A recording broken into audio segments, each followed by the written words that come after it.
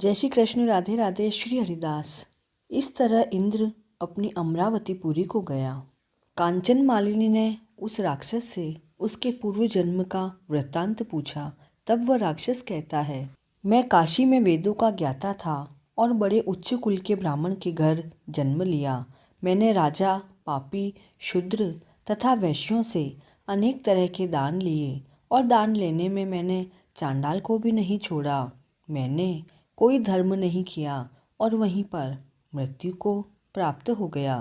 तीर्थ स्थान पर मरने के कारण मैं नरक नहीं गया। पहले 2 बार गिद्ध योनि में, 3 बार व्याघ्र योनि में और 2 बार सर्प योनि में, 1 बार उल्लू की योनि में और अब 10वीं बार राक्षस हुआ और 75,000 वर्ष से इसी योनि में हूँ। इस स्थान को मैंने 3 योजन तक जंतुहीन कर दिया।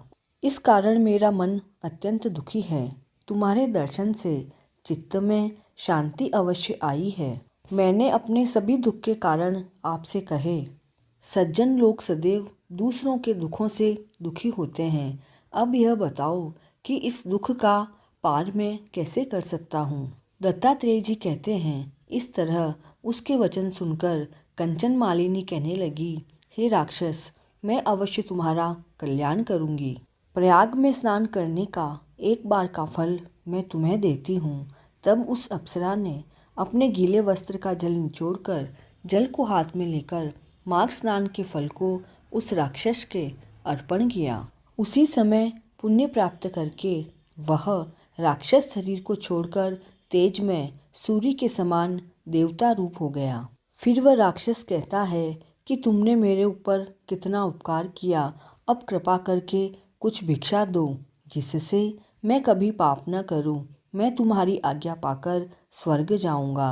तब कांचन मालिनी ने कहा कि सदैव धर्म की रक्षा करो, काम रूपी शत्रु को जीतो, दूसरों के गुण तथा दोषों का वर्णन मत करो, शिव और वासुदेव का पूजन करो, इस देह का मोह मत करो, पत्नी, पुत्र, धन आदि की ममता को त्यागो, सत्य बोलो, वैराग्य भाव धारण कर योगी बनो। मैंने यह धर्म के लक्षण कहे।